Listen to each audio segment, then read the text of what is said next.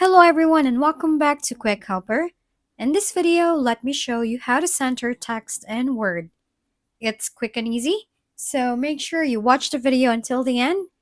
Let's start. Open your Word app in your laptop and computer, and then select Blank Document. After that, start composing your words by tapping in the keyboard.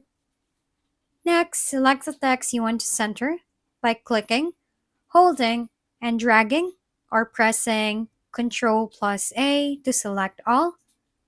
Then go to the top of Word, click on Home, and then navigate to Paragraph. In the Paragraph options, choose the Center option. Click there, and your text will be centered.